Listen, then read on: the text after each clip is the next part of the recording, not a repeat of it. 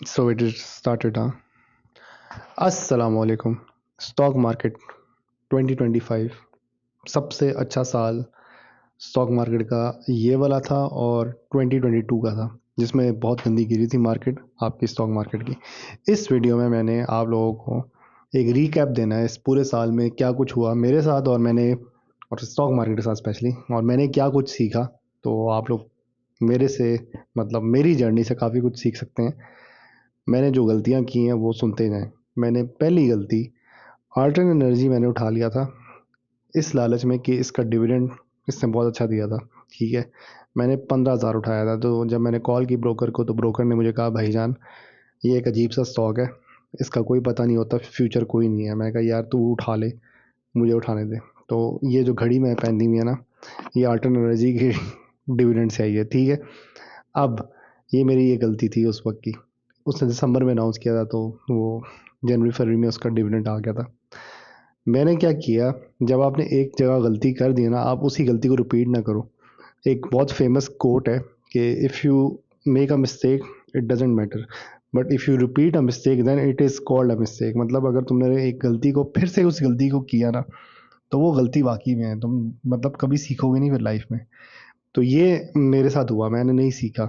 मैंने सेम उस कुएं में फिर से गिरा। मतलब कि आर्ट एनर्जी फिर से एक दफ़ा ये 11 तक गिर गया था, मुझे याद है। मैंने और बाई किया कि शायद ये फिर से आई थिंक मारेगा, 20 मारेगा। आर्ट एनर्जी की फिर से बोर्ड मीटिंग आई थी सितंबर के पास। मतलब इसके बीच में दो और मिस हुई हैं, और सितंबर वाले क्वार्टर में एक्सपेक्टेड था कि सरप्राइज डिविडेंड देगा।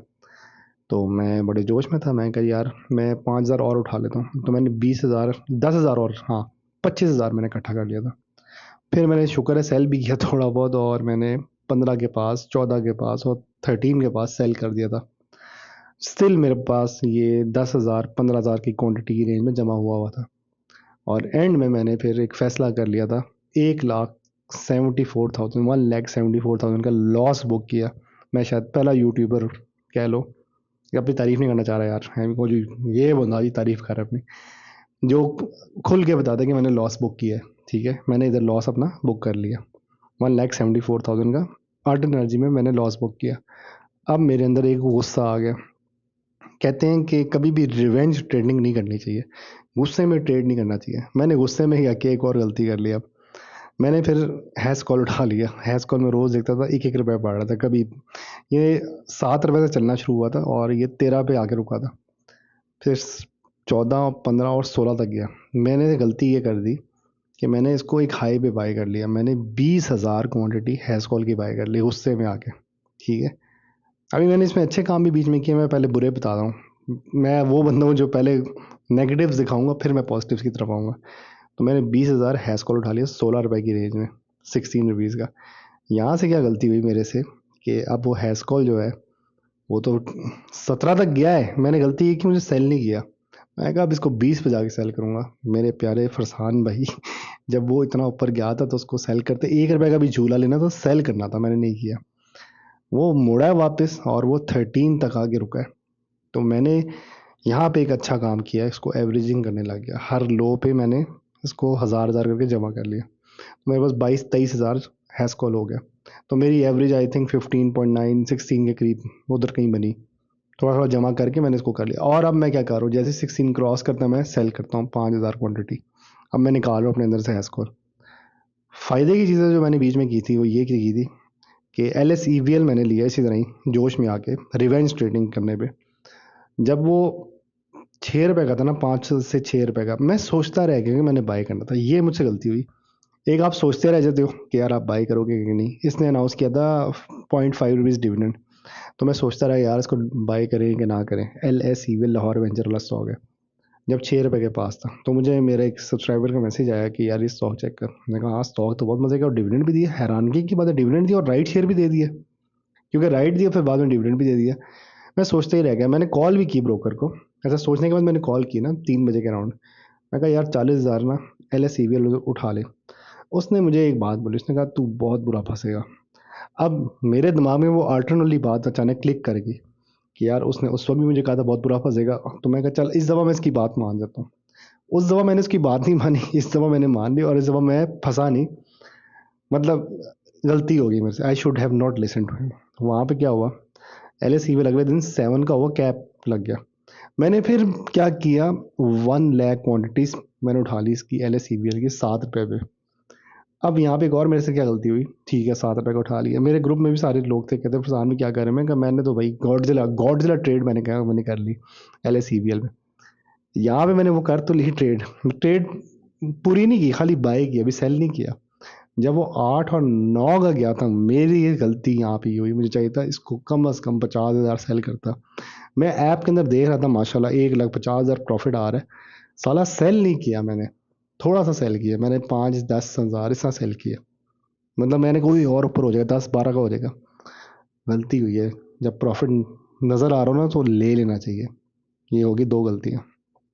तीसरी गलती, ट्रीट बैटरी में देखता रह गया, मैं कहा यार ये 10 से चलता चलता 12 पे, 14 तक और 16 का हाई मार के आया हुआ है, 13 पे कहीं रुका हुआ है और कैप लगाता है हमेशा 13 पे आके। ये गलती मेरे से ये हुई कि मैंने 13 पे इसको 20,000 क्वांटिटी उठा ली। अब आप लोग कह रहे हैं इसके पास पैसा कहाँ से इतना ज़्यादा, पैसा यार ये पैसा भी बताऊंगा कहाँ से आ रहा है, कुछ स्टॉक्स में बताऊंगा, ज़्यादा मैंने प्रॉफिट्स कमाए हैं तो उनका पैसा भी इधर ख़राब किया मैंने अपना। तो मैंने TPL भी 20,000 जमा कर लिया। वो 13 से साला वापस मोड़ा है, आप कहोगे साला बोला यार, चलो 13 से मनूस कह लो, मनूस भी गंदा वर्ड हो जाएगा।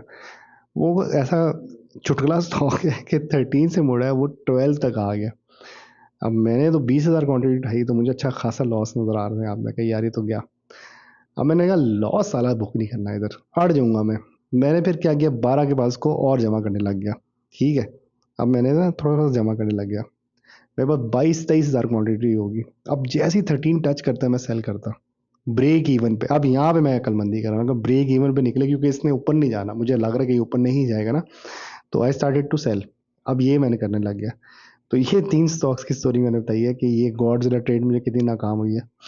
एक ट्रेड मेरी जो कामयाब जा रही थी वो थी PIA वाली। PIA में मैंने ये किया कि मैंने ना उसको 37 पे बाई किया, 38-39 पे सेल किया, इस तरह मैं मतलब प्रॉफिट टेकिंग करता गया, हर हाई पे उसको सेल करता गया ना जिधर गया, क्योंकि वो एक बुलिश ट्रेंड बना रहा था, क्योंकि उसकी न्यूज़ आ रही थी। और मैंने कहीं सितंबर या पीछे कोई पुरानी शॉर्ट मुझे याद है, इसमें मैंने कहा था कि PIA का स्टॉक 20 रुपये के पास फिर है, इसको जमा कर देना, ये बहुत ऊपर जाएगा ना।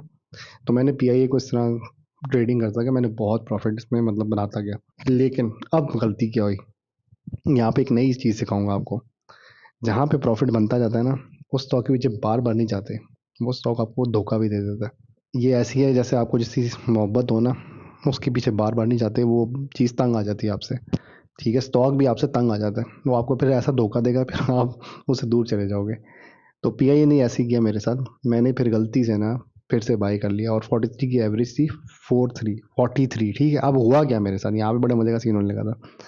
मेरी किस्मत ख़राब हुआ ये कि जिस दिन थर्सडे का दिन था, मुझे याद है, 48 का हाई मारा था, 48-49 का, 9:35 में मार्केट खुली थी, अपने हाई पे था ये, मुझे चाहिए था सेल करता। अब मैं नहीं कर सका सेल, क्योंकि मैं उस वक्त जा रहा था अपनी लोकेशन पे दूसरी, और मेरे पास एक और मसला हुआ था, मेरा पैकेज उसी दिन ही ख़त्म हुआ था, तो मेरे पास इंटरनेट भी नहीं था। आप कहें परेशान भी, वैसे आप स्टॉक मार्केट में जाते हैं और यहाँ पे आपके पास पैकेज ही नहीं है, तो बस किस्मत ख़राब थी।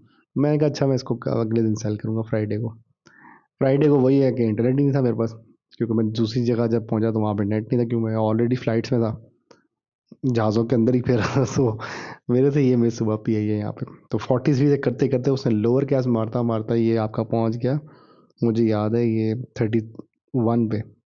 तो मैंने फिर बुक किया प्रॉफिट 31 पे जाके, तो मैंने आई थिंक 60 के करीब लॉस बुक किया PIA में, और 20-30 के करीब प्रॉफिट भी लिया। तो इनडायरेक्टली मुझे कह लो 30,000 का लॉस इसमें भी हुआ है। तो ये मेरी लॉस ट्रेड्स हैं कि इधर से 30,000 हुआ, उधर से 1,74,000 आपका आर्टन एनर्जी का हुआ। और मैंने एक और सैफ पावर का भी लॉस बुक किया, मैंने 5,000 क्वांटिटी उठा लिया 12 रुपये पे, और फिर मैंने 10 के पास सेल कर दिया। जब उसने डिविडेंड नहीं दिया तो ये 10 तक गिर गया था, और 9 तक भी गया था, मैंने 10 पे सेल कर दी, लोअर कैप लगने लगा था इस पर। फिर ये वापस में रैली आई है, 11 तक गया है मुझे याद है, लेकिन बस मैंने निकाल दिया अपने आप को। तो यहाँ पे मेरे लॉसेस बनते हैं। प्रॉफिट जो मैंने निकाले हैं इधर से आगे, मतलब इसी दौरान मैंने कुछ स्टॉक में प्रॉफिट भी कमाया, वो यही था कि कोयल में मैंने कमाया। कोयल में मेरे से गलती क्या हुई, जब मैंने 33 के पास को बाई कर लिया, 33 या 30 की रेंज में, 60 तक गया था कोयल। तो मुझे चाहिए था कि जब वो ऑन एवरी हाई, वैसे मैंने सेल किया, ऐसी बात नहीं है, ऑन एवरी हाई मैंने सेल किए। मुझे चाहिए था थोड़ा सा ज़्यादा उठा लेता, 5,000 या 3,000 क्वांटिटी उठाता। मैंने 2-3 हज़ार 2,000 उठाया था, हाँ, मुझे ज़्यादा उठाना चाहिए था। और जब 60 के पास गया तब मुझे सेल करना चाहिए था, ज़्यादा नहीं किया। 72 तक गया कोई, और वहाँ से मुड़ा ये। और फिर ये मुड़ता मुड़ता ये आई थिंक आजकल 31 का फिर रहा है। अच्छा, मैंने इसमें फिर एंट्री ली 34 पे आके, और मुझे चाहिए था 37 पे सेल करता, मैंने नहीं किया। मैंने 31-32 पे सेल किया। मैंने समझो ₹2 का लॉस इसमें बुक किया। प्रॉफिट मैंने इसमें इतना कमाया कि जब वो लोअर कैप्स की तरफ आने लग गया ना कोयल, तो हुआ ये कि मैंने इसमें 45 पे जाके सेल कर दिया। मैं कहा यार अब तो ये लोअर कैप ही जा रहा है तो सेल कर देना चाहिए। एक दफ़ा इसने वापस 52 का हाई मारा है, लेकिन मैंने कहा यार 45 तक मेरे नसीब में था, बस मैंने कर दिया सेल। तो 33-34 की रेंज का बाई किया हुआ, 45 पे सेल। ₹10 का झूला। मैं कहा मेरे लिए इतना ही काफ़ी है, this is enough for me, ये बहुत अच्छा है मेरे लिए। इसमें मैंने प्रॉफिट कमाए। आपके सितारा वाला जो स्टॉक है SPL, इसमें मैंने बहुत प्रॉफिट कमाया। इसमें मैंने एक ही दिन में प्रॉफिट इस तरह भी कमाया था कि जब ये स्टॉक आया था, इसका अपर कैप टूट गया था, और ये उसी दिन 130 तक हुआ था। तो मैंने बाय करके सेल भी कर दिया, और यहाँ पे मैंने एक और प्रॉफिट कमा लिया था। पहले भी कमाया था, और आई थिंक मुझे अब याद नहीं आ रहा मेरी बाइंग प्राइस क्या, लेकिन मैंने इसमें अच्छा खासा 20,000 तक का एक प्रॉफिट निकाला हुआ है। तो ये इधर मैंने चुटकुलों में प्रॉफिट कमाए हैं। FCSC मेरे से मिस हुआ, वो 6 का बाई किया मैंने। मेरे से गलती ये हुई कि जब वो 9 तक और 10 का एक हाई मारा हुआ इसने ना, तो मुझे सेल करना था, मैंने नहीं सेल किया। 17,000 का मुझे प्रॉफिट नज़र आ रहा था, मैंने नहीं किया, ये बुक नहीं कर सका। FNEL का भी यही मसला हुआ। 9 रुपए से शुरू हुआ, वैसे इसको मैंने प्रॉफिट करता गया। इसको 9 से शुरू हुआ था, 14 पे सेल किया, 15, 16, 17, 18, 19, 20, यहाँ तक मैं इसको सेल करता गया। मेरे पास थी 5,000 क्वांटिटी, तो मैं 500 करके सेल करता गया एवरी हाई पे। क्योंकि अब यहाँ पे मैंने एक चीज़ सीख ली थी कि आप ना प्रॉफिट्स लेते रहो। अगर आप इकट्ठे लेने के बजाय आप थोड़ा थोड़ा ले लो ना, वो भी काफ़ी होता है आपके लिए। क्योंकि किसी टाइम भी स्टॉक जो है ना वापस मुड़ के आता है, हाँ जी भाई किधर फ्री हो रहे हो, मैं जा रहा हूँ वापस नीचे, मैं लैंड होने लगा हूँ, ठीक है, बहुत ऊपर चला गया था मैं। तो मैंने इसमें एक टर्म निकाली थी अपनी कम्युनिटी के लिए। उसमें ये होता है कि एक स्टॉक जो अपर कैप्स में जाता है 2 दिन, तो वो 2 दिन नीचे भी आता है। तो इसके लिए ऐसे ही समझो कि 2 दफ़ा वो अमेरिका पहुंचा होता है, और 2 दफ़ा वापस वो केनिया आया होता है। तो इसलिए स्टॉक आपको चांस हमेशा देता है। ये मैंने एक और जो चीज़ सीखी इस साल में, वो ये था कि सबसे इम्पोर्टेंट पोर्टफोलियो बिल्डिंग है और होल्डिंग है। जब भी रोल ओवर वीक आए ना, तो बाइंग करो। और बेस्ट डे जो बाइंग का होता है ना, third day of roll over week होता है, वेनसडे। इस दिन सबसे गंदी मार्केट गिरती है, आपके बहुत ज़्यादा बड़े बड़े स्टॉक्स टूटते हैं, फंडामेंटल्स। और मैंने एक और चीज़ ये सीखी है इस साल कि आपके जो इंडेक्स है ना, उसको हर वक्त नहीं देखना आपने। आपने अपने स्टॉक्स को देखना है। आपके जो डाउन है ना, उनको और एवरेज कर लो। पैसे चाहिए आपको, ये बात है, पैसे चाहिए। पोर्टफोलियो बिल्डिंग में क्या करना है आपने, आपको पता होना चाहिए जो स्टॉक डिविडेंड्स दे रहे हैं ना, उनको जमा कर लो। अब आपको पता होना चाहिए कि अगला किसका डिविडेंड आ रहा है। तो मेरी डिविडेंड की जो वीडियो है ना, उसमें अगर मैंने कहा है ना कि 12वां महीना, तो समझ जाओ कि जनवरी फरवरी में उसकी बोर्ड मीटिंग आ रही है उस स्टॉक की। जिस तरह अभी एक स्टॉक है मेरे ख्याल से POL की, उसकी अब आपकी फरवरी के स्टार्ट में कहीं बोर्ड मीटिंग होगी। इसी तरह कैपको, उसकी 25 फरवरी को बोर्ड मीटिंग आती है, और उसमें वो ₹4 डिविडेंड देता है। ठीक है। मैंने अच्छा एक और प्रॉफिट जो कमाया, निषाद पावर में कमाया। मेरे पास ₹25 की बाइक थी, 25-30 की रेंज में जमा हुआ था। मुझे नहीं पता था कि इसकी कोई गाड़ी वाला सीन होने लगा है, ठीक है। अब सारे लोग मुझे एक और बात कहते हैं, निषाद पावर से पहले एक और मैं बात कहूँ, फिर मैं निषाद पावर पे आता हूँ। सारे कहते हैं कि इसको ना कोई इनसाइडर्स मिलती है। नहीं, मुझे इनसाइडर्स नहीं मिलती। मैं क्या करता हूँ, आप लोगों को एडवाइस ही देता हूँ। फेसबुक पे लिखो पाकिस्तान स्टॉक मार्केट, दुनिया जहान के जितने भी स्टॉक मार्केट ग्रुप है सबको ज्वाइन कर लो, ग्रुप्स को भी, पेजेस को भी। अब होता क्या है कि हर कहीं पेज में कोई ना कोई एक टिप आ जाती है, इसकी ये टिप है, इसकी ये टिप है। उसको ना दिमाग में डाल लो, पता होना चाहिए कि क्या चल रहा है, ठीक है। स्टॉक मार्केट में अगर कामयाब होना है ना, एक मज़े की चीज़ बताता हूँ, you should be ahead of time. आपको पता होना चाहिए किस में क्या होने लगा है, ठीक है। जिस तरह MLCF PIOC को टेक ओवर कर रहा है, वो एक न्यूज़ है, वो पहले से MLCF जमा कर लो। पाखरी आपका जो है वो होने लगा है प्राइवेटाइज, पहले से आपके पास होना चाहिए। अब यहाँ पे एक मसला एक और भी आएगा, वो मैं बताता हूँ। पहले मैं यही बता रहा हूँ। इसी तरह आपका DGKC, निषाद वाला ग्रुप, वो टेक ओवर कर रहा है अफान को। तो ये आप लोगों को अहेड ऑफ टाइम होना पड़ेगा स्टॉक मार्केट में। अब ये कहाँ से होगा? वही मैंने कहा, फेसबुक के ग्रुप्स ज्वाइन करो, व्हाट्सएप की जितनी कम्युनिटीज़ है सब में आके बैठ जाओ, बेशक पेड ग्रुप्स ज्वाइन कर लो या किसी के थ्रू उसका पता करो कि क्या इधर से इन्फॉर्मेशन मिल रही है। इन्फॉर्मेशन आपके पास होनी चाहिए। You must be ahead of time. Stock market की कामयाबी का राज है। इससे पहले कि आप भागो उसके पीछे, आपको पता होना चाहिए इसमें क्या होने लगा है। जिस तरह मेरी काफ़ी प्रिडिक्शंस ठीक हुई हैं, जिससे मैंने कहा था सितंबर में कि FFC आपका शरिया की तरफ जाएगा और शरिया हो जाएगा, तो ये 500 क्रॉस कर चुका होगा और 500 क्या 600 टच करके वापस आया अभी। लकी का मैंने कहा था कि लकी एक ऐसा स्टॉक है जिसको ब्रोकर्स चलाते हैं और प्लेयर भी चलाते हैं, और ये अक्सर जो है ना इसमें बहुत तेज़ी से मूवमेंट आती है। ठीक है, मीज़ान बैंक का यही मैंने बताया था कि इसमें भी बहुत जल्दी मूवमेंट आती है। आजकल नहीं आ रही वो और बात है। यूबीएल मैंने कहा था आपको रुलाएगा बहुत दफ़ा, लेकिन जब चलता है ना फिर यूबीएल रुकता नहीं है। MCB डिविडेंड के लिए बहुत अच्छा स्टॉक है। नेशनल बैंक मैंने 80 रुपए के पास बाय किया हुआ था। 80 नहीं, मेरा 140 की बाइंग है। मैं देखता ही रहता था 80 के पास, मैंने कभी बाय नहीं किया। 140 में मैंने बाय किया, वो मेरा बहुत मजे का चलता आ रहा है अभी तक से माशाल्लाह। 240 का हो गया। मुझसे गलती की हुई थी, जब 140 का था तब मुझे थोड़ा ज़्यादा बाय करना चाहिए। मैंने 2000 के 5000 कर लेता। मैंने गलती किया कि मैंने 5000 बैंक अल्फला बाय किया, ये मेरे से गलती हुई। वो भी ठीक जा रहा है वैसे, 90 की रेंज में बाय किया तो आजकल वो 106 का फेरा 116 पे जब गया था, मुझे चाहिए था सेल करता। निशात तावर की स्टोरी बताता हूँ। मैंने 25-30 की रेंज में उसको जमा किया, और मैंने मुझे नहीं पता था इसकी स्टोरी कि ये वो जो उसकी गाड़ी लॉन्च हो रही है और निशात ग्रुप्स को वो टेक ओवर ऑफ रफान में, ये दो स्टोरीज इसकी चल रही थी, मुझे नहीं पता था ना इसके बारे में। तो यहाँ पे ये मसला हुआ कि मैंने इसको 40 के पास सेल किया थोड़ा सा। मेरे पास असल में था ही 5000 ना, तो मैं 500 हर हाई पे सेल कर रहा था। 100 करके, 100 करके, 50 करके मैं सेल कर रहा था। 60 तक ना मैं इसको सेल करता गया। 72 तक गया है ये आपका निशात पावर लिमिटेड। लेकिन मैंने क्या गलती की, 75 तक जब मैक्सिमम गया ना, तो मैंने और बाय कर लिया इधर। अब ये गलती कि आपने जब एक दफ़ा प्रॉफिट ले लिया उस स्टॉक से निकल आओ। मैं फिर कुएं में छलांग मारी कि यार प्रॉफिट एक और लेता हूँ। मैंने जब छलांग मारी कुएं में, अब क्या हुआ कि वो गिर के 69 तक हो गया। मैंने वहाँ पे सेल कर दिया। ठीक है, 69 पे सेल किया। ये मैं 69 या 65 पे सेल किया। उसने क्या किया, अगले दिन 65 से चलता चलता 69 तक गया। तो मैंने क्या किया, 75 पे बाय करके 65 पे सेल किया, 10 रुपए का लॉस किया। लेकिन मेरी असल में क्वांटिटी 100 ही थी, ज़्यादा नहीं थी। सिर्फ टेस्टिंग के लिए मैंने और बाय किया था।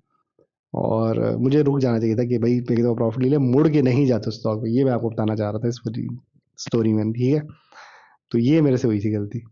और ये जो मैंने बात बोली ना कि अहेड ऑफ टाइम होना चाहिए, वो करना चाहिए। और मुझे एक और गलती किया हुई इस साल, वो ये था कि जब BML 8.72 का हाई मारा था ना उसने, या 8.2 का भी हाई मारा, मुझे एग्जैक्ट नंबर याद है, 8.72 मारा था या 8.2 तक मारा था, वहाँ पे सेल करना चाहिए, क्योंकि मेरे पास ऑलरेडी 20 से 25 हज़ार क्वान्टिटी BML की जमा हुई हुई थी।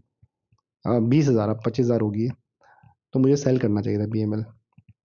6 रुपए का बाई किया हुआ, अच्छा खासा 20-30 हज़ार का प्रॉफिट बना, तो सेल करता नहीं किया। और BOP को मैंने एम हर दफ़ा सेल करने लग गया। तो मुझे जब 42 का हाई मारा था वहाँ पे सेल करता। वो और बात है कि उसका नियर टू बोर्ड मीटिंग हमेशा हाई मारता है। एक चीज़ जो मैंने एक और सीखी स्टॉक मार्केट में, हमेशा नियर टू बोर्ड मीटिंग में स्टॉक्स में एक रैली बहुत अच्छी आती है। तो आपके पास एटलीस्ट बोर्ड मीटिंग का टेबल होना चाहिए। मैं आज भी कहता हूँ कि हमें कोई ऐप बनानी चाहिए जिसमें हमें पता होना चाहिए किस स्टॉक की बोर्ड मीटिंग आ रही है। तो इसलिए मैंने अपना कम्युनिटी में ग्रुप बनाया हुआ है, रिसर्च वाला ग्रुप, जिसमें मेरे साथ काफ़ी लोग हैं। और इंशाल्लाह हम एक फ्यूचर एक ऐप बनाएंगे जिसमें ये सब कुछ होगा। तो ये चीज़ें मैंने काफ़ी सीखी इस साल में। प्रॉफिट्स मैंने काफ़ी कमाए हैं। और मैंने बस गलतियाँ ये भी की हैं कि मैं पोर्टफोलियो में हर स्टॉक के पीछे भी गया हूँ, ये गलती हुई है। मुझे चाहिए था कुछ स्टॉक्स को ज़्यादा क्वांटिटी में जमा करना चाहिए था, 5 से 10 हज़ार क्वांटिटी में, rather than running after every stock. और वो इतने ज़्यादा हो गए कि मेरे पास 50 प्लस हो गए स्टॉक्स। मतलब मैं फिर आजकल एक वीडियो देख रहा था वॉरेन बुफे की, तो उसमें वो कह रहा था वॉरेन बुफे से भी ये गलती हुई हुई थी, उसने बहुत ज़्यादा स्टॉक्स एक पॉइंट में जमा कर दिए थे। तो उसने क्या किया कि ऐसे ऐसा फिर हमने पोर्टफोलियो को क्लीन आउट किया। तो मैं अभी अब वो क्लीन आउट कर रहा हूँ। मैं वॉरेन बुफे तो नहीं हूँ, मैं एक फरसान हूँ, नॉर्मल सा इंसान। तो ये चीज़ें मैंने सीखी हैं। आई होप सो आप लोगों को मेरी वीडियो पसंद आई होगी। लैपटॉप वाली जो मेरी रिसर्च वाली वीडियोस होती हैं वो इंशाल्लाह जल्द अज जल्द आएंगी। और साल में और बहुत कुछ सीखा मैंने कि हर स्टॉक के पीछे नहीं भागना चाहिए। कुछ स्टॉक्स होते हैं जो अचानक लाओ माल आता है और वो एकदम से गिर भी जाते हैं। हम भागते हैं उसके पीछे और हम फंस जाते हैं। हमें पहले पता होना चाहिए कि लाओ माल किस में आने लगा, ये हमसे गलती हो जाती है। तो उसके लिए मैंने देखा कि ऐप के अंदर ना वो कैप वॉच आता है, वॉल्यूम कैप वॉच, कि किस में वॉल्यूम डाल रहा है। और मैंने एक और चीज़ नोट की है कि ना बारियां लगती हैं, कि आज के दिन बैंक्स की बारी है, कल आपकी लक्की लक्की सीमेंट टाइप सीमेंट्स की बारी हो जाएगी, फिर इन्वेस्टमेंट बैंक की बारी आती है, फिर आपकी फर्टिलाइजर की बारी आती है, बारियां लग के चलते हैं स्टॉक्स। जब इन्होंने इंडेक्स चलाना होता है ना, इंडेक्स के मतलब स्टॉक मार्केट चलानी होती है, तब ये फर्टिलाइजर, ऑयल, बैंक्स, सीमेंट, ये चार सेक्टर इकट्ठे चला देते हैं। उससे क्या होता है, आपका इंडेक्स पंप हो जाता है। और जब मार्केट गिरानी तो ये चारों सेक्टर गिरते हैं और कचरा चलता है। कचरे में आपका आ जाता है टेक्सटाइल वाला सेक्टर चल जाएगा, और ये आपका वीविंग वाला सेक्टर चल जाएगा। एक और है CJPW, ये एक स्टॉक है, जूट में आता है, जूट वाला सेक्टर चल रहा होता है उस दिन। इन्वेस्टमेंट बैंक चल रहे होते हैं उस दिन। जब मार्केट कच्ची हो ना तो ये कच्चे सेक्टर सेक्टर चल रहे होते हैं, जब मार्केट पक्की हो तो फिर ये आपके चार सेक्टर चलते हैं। फिर से बता रहा हूँ, ऑयल जिसमें आपका OGDC, माड़ी, POL आ जाता है, और ये फर्टिलाइज़र, ये FFG वगैरह आ जाते हैं, सीमेंट में लकी वगैरह आ जाते हैं, और ये बैंक्स में आपको पता ही है सारे बैंक्स जो आ जाते हैं। और जब भी नेशनल बैंक में मूवमेंट आती है वो अक्सर मैंने देखा फ्राइडे को आती है मूवमेंट, और मंडे ट्यूसडे के पास जाके इसकी करेक्शन आना शुरू होती है। तो जब करेक्शन है इसको फिर जमा करो, फ्राइडे के जब हाई पे जाए तब सेल करो, ये मैंने सीखा है। आपका जो नेशनल बैंक है बहुत आपको ना मजे का प्रॉफिट देता है, मैंने ये भी देखा है। OGDC बहुत गंदा स्टॉक है, बहुत बुरा फंसाता है। PPL still better than OGDC, मैं आज भी कहता हूँ। और मुझे ऐसा कभी कभी लगता है कि PPL जो है ना OGDC को क्रॉस भी कर सकता है किसी दिन, ऐसा मुझे पता नहीं क्यों लगता है। PPL में मोमेंटम बहुत ज़्यादा है। अब यहाँ पे मैं जल्दी से आपको कुछ स्टॉक्स बता देता हूँ जो मुझे लगता है 2026 में बहुत आगे जा सकते हैं। एक पाकरी है जो मैं बहुत पहले भी बताता आ रहा हूँ कि वो अच्छा स्टॉक है, और ऐसा लगता है कि वो शायद 27 मार जाएगा। उसकी फरसान में आपने कोई वीडियो देखी होगी फेसबुक पर जहाँ पे आई जिसमें 27 का टारगेट दे रहे हैं, नहीं उससे ऊपर भी आ सकता है, 30 भी हो सकता है, लेकिन क्या पता एक दफ़ा रिट्रेस हो जाए 15 तक फिर चले आगे। रिट्रेस की कहानी क्या होती है, एक स्टॉक है ना वो बहुत हाई मार के आ रहा है, तो वो एक दफ़ा वापस नीचे आता है और वहाँ से फिर वो ऊपर जाता है। उसकी रीज़न क्या होती है कि वो एक जब हाई मारता है ना तो वहाँ पे प्रॉफिट टेकिंग होती है, फिर वो नीचे आता है और ज़्यादा प्लेयर्स को लेकर आता है, वो फिर ऊपर जाता है। ठीक है, वो ये लाजमी होता है, ये बात याद कर लो, इसको कोई ज़हन नशीन कर लो इस बात को। ठीक है, पाकरी का मैंने बता दिया। इसके बाद मैं सोच रहा था कि एक शॉर्ट बनाऊंगा, उसमें ना तुम लोगों को कुछ स्टॉक्स की लिस्ट बता दूंगा। कोहाट सीमेंट, वो रफान मेज़ का मुझे लगता है जनवरी में एक लाओ माल आएगा। आपने रफान मेज़ वैसे बहुत महंगा स्टॉक है, उसको अवॉइड ही करो। उससे बेहतर DGKC उठा सकते हो, वो अच्छा स्टॉक है, क्योंकि सबसे ज़्यादा जो टेक ओवर करेगा रफान मेज़ को वो DGKC आ रहा है। LPL भी है, NPL भी है, निषाद मिल्स भी है, ये स्टॉक्स हैं। अच्छा, मैंने एक चीज़ बताना भूल गया, मैंने बीको में बहुत प्रॉफिट कमाया था बीच में। ठीक है, बीको का क्योंकि वो स्प्लिट की न्यूज़ आ रही थी, उसमें मैंने बहुत प्रॉफिट कमाया था। तो ये स्टॉक्स जनवरी में मूवमेंट दे देंगे, अप्रैल मई में और मार्च में, मार्च अप्रैल और मई, हाँ ये 3 महीनों के अराउंड आपको POL 580 की रेंज में नज़र आएगा, वहाँ पे इसको जमा कर सकते हो। 580 से 550 की रेंज आना चाहिए, आई होप सो। BWHL बहुत लो प्राइस पे फिर रहा है, ये 220 क्रॉस कर देगा। एक स्टॉक बहुत लोनली है वो आजकल, SEPL है, सिक्योरिटी पेपर है, वो डिविडेंड देता है 9 रुपये तक देता है, वैसे जून जुलाई में जाके है, लेकिन अच्छा बनता है। अब लोग पूछते हैं बैंक्स कब टूटते हैं, तो बैंक्स आपके टूटते हैं, बैंक्स जून में अब जाके टूटेंगे। मई जून के पास ना आपको बैंक्स बहुत गिरे हुए नजर आएंगे, वो आपको फिर से एक चांस देंगे एंट्री लेने का। तो मैं यही कहता रहता हूँ, profit taking on every high पे सेल किया करो। जब ग्रीन इंडेक्स 1000+ हो ना, सेलिंग थोड़ी बहुत किया करो। और जब नेगेटिव, ऐसा लगता है कि बस गई मार्केट तबाह हो जाएगी, तब बाइंग अच्छी सी कर लिया करो, ट्रक भर लिया करो ऐसा ऐसा करके, आहिस्ता आहिस्ता, मतलब कि 100, 500, 1000 इस तरह करके। डायरेक्ट 10,000 नहीं उठाना, वो गिरता ही है, फिर फंसोगे। और एक और चीज़ जो मैंने सीखी, ट्रेंड इज़ योर फ्रेंड। जो ट्रेंड चल रहा हो उस तरफ जाओ, थोड़ा सा प्रॉफिट करो, निकल आओ, उधर बैठे ना रहो। अब अगर कल परसों लाओ माल और FFC आएगा, सारे FFC के पीछे भागेंगे, आपके पास एटलीस्ट पहले से FFC होना चाहिए। तो आपने क्या करना, अगर आपके 2000 या 1000 क्वान्टिटी FFC, आपने 300 सेल करना है, ये मैंने एक चीज़ सीखी है। तो इंशाल्लाह अगले साल से मेरी प्रॉपर वीडियोस आने लग जाएंगी, लर्निंग वाली वीडियोस भी होंगी इंशाल्लाह, और स्टॉक्स के बारे में भी होंगी, डिविडेंड्स के बारे में भी होंगी, और स्ट्रेटजीज बताऊंगा कि ट्रेडिंग कैसे करते हैं, सब कुछ सिखाऊंगा। ठीक है, मिलते हैं इंशाल्लाह। अल्लाह हाफिज़।